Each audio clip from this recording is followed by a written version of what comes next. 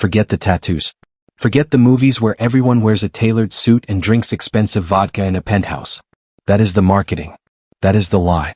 The reality of the Bratva, the brotherhood, is not about glory. It is about mud, cold concrete, and the smell of stale cigarettes in a windowless room. It is a corporate ladder, but the rungs are made of knives and silence. You are about to step into this world. Not as an observer but as a participant. You will start with nothing but your hunger and your fists. You will climb. You will compromise. You will trade your soul, piece by piece, for a little more control, a little more safety. But right now you are nobody. You are standing in the freezing rain in a crumbling district of Moscow or St. Petersburg. You are tired of being poor. You are tired of following the rules while others get rich. You see a door opening. It looks dark inside. But you walk through it anyway. Level 1, the Shestiorka. You start at the bottom. In the language of the street, you are a Shestiorka. The 6. The lowest card in the deck. You think you are joining a powerful family. You think you are a gangster. The reality is much more boring and much more painful. You are a janitor of violence. Your life is defined by waiting. You wait in cars for hours. You wait on street corners. You wait for a phone call that tells you to move a package or deliver a message. You do not ask what is in the package. You do not ask what the message means. The work is physical and unglamorous. You are not planning heists. You are smashing the windows of a kiosk owner who was late on a payment. You are the intimidation. You are the blunt instrument. At this level you are not paid a salary. You are thrown scraps.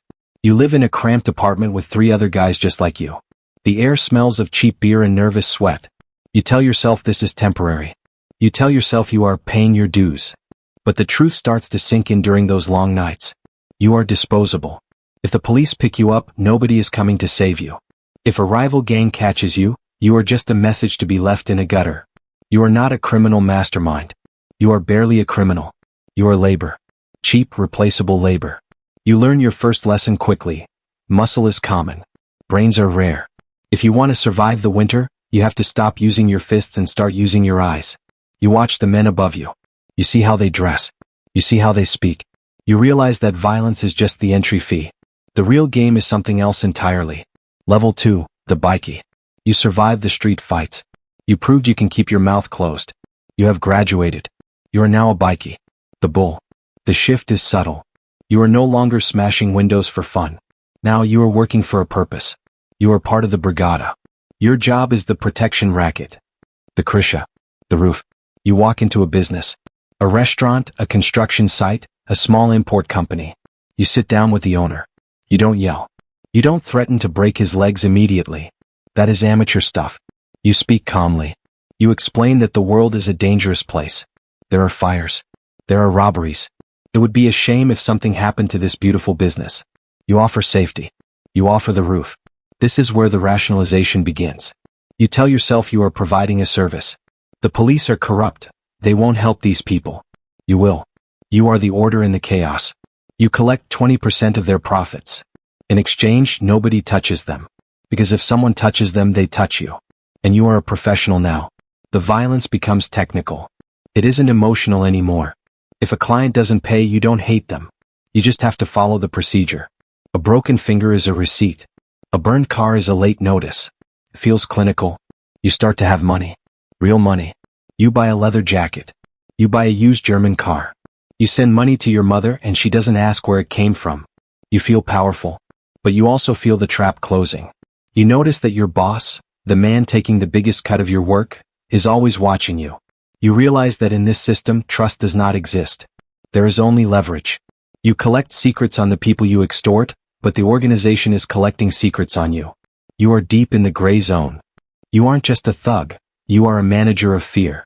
And business is booming. Level 3, the autoritet. You have proven you can earn. Now you must prove you can think. You rise to the rank of autoritet. The authority. The blood is no longer on your hands. It is on the hands of the bikie who report to you. You have moved from the street to the office. This is the shift from the freelancer to the specialist. You are no longer just reacting to problems, you are building systems. Your world expands beyond the neighborhood. You are looking at logistics, supply chains, and government contracts. You realize that stealing a wallet is a crime, but stealing a shipment of timber or oil is commerce. You stop working with drug dealers and start working with customs officials. You drink tea with police captains. You don't bribe them, you partner with them. They get a cut, you get a blind eye. The vocabulary of your life changes. You talk about overhead, distribution, and laundering. You aren't hiding cash under a mattress anymore. You need to move it. You set up shell companies. A taxi service that never drives anyone. A bakery that sells no bread. These are the washing machines for your dirty money. You hire accountants.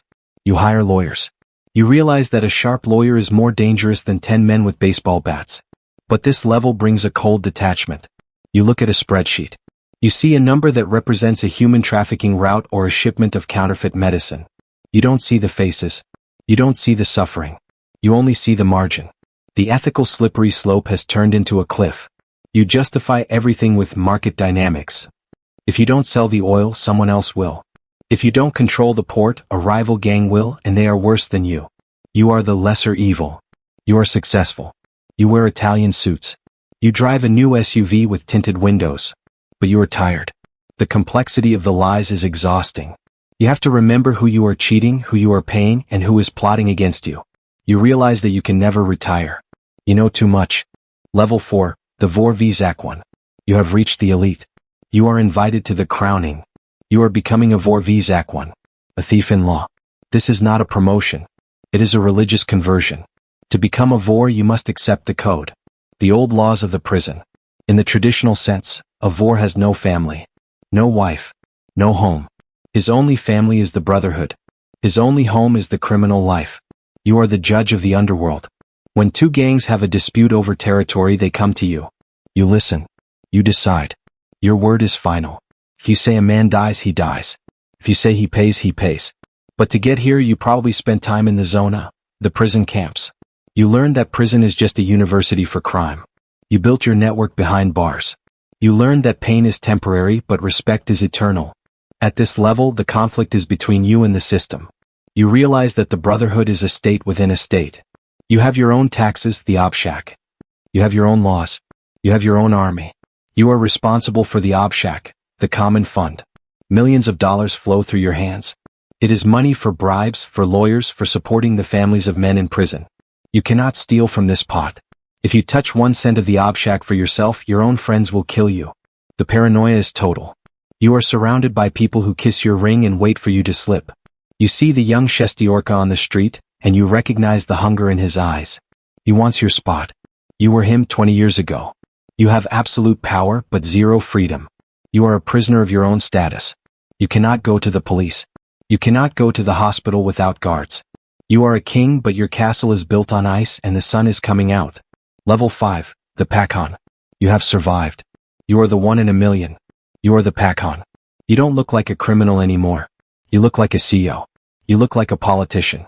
You sit in a glass office in a skyscraper in Moscow or London. You have achieved the ultimate goal of the Russian Bratva, legitimacy. Your money is clean. It has been washed through banks in Cyprus, real estate in Miami, and tech startups in Silicon Valley. You own factories. You own sports teams. You attend charity galas. The violence is gone, replaced by litigation and market manipulation. You don't break legs. You crash stock prices. You don't burn buildings. You buy the land they sit on and evict the tenants legally. But you are a ghost. You exist in 2 worlds. To the public, you are a philanthropist and a businessman. To the underworld, you are still the monster in the dark. This is the phase of the Ouroboros, the snake eating its own tail. You spend your days fighting the very crime you helped create. You hire security firms to protect your legitimate businesses from the mobs you used to run. You lobby the government for stricter laws to protect your assets. You are haunted by the ghost of code. You remember the old rules, but you have broken them all to get here. You have a family now. You have a mansion. You have everything the code forbade. You are isolated. Your old friends are dead or in prison. Your new friends are sharks in expensive suits who only like you for your money. You sit in your quiet office, surrounded by art and security cameras. You have won the game. But you feel a strange sense of loss. The adrenaline is gone. The brotherhood is gone. There is only the silence of the room and the knowledge that your past is a locked door and someone somewhere is picking the lock. The silence. You look out the window at the city below. The lights are beautiful. You started in the mud, fighting for scraps. You ended in the clouds, fighting for your soul. You realize the great irony of the life. When you were a Shestiorka, you thought the Pakhan was free. You thought he could do whatever he wanted. Now that you are here, you know the truth. The street thug is free. He has nothing to lose. You have everything to lose. You check your phone. Encrypted. You check the door. Locked. You pour a drink and wait. Because in this life you never really retire. You just wait for the cycle to restart. The camera pulls back. The city lights blur. You are just a shadow in a high tower. And the shadow is fading.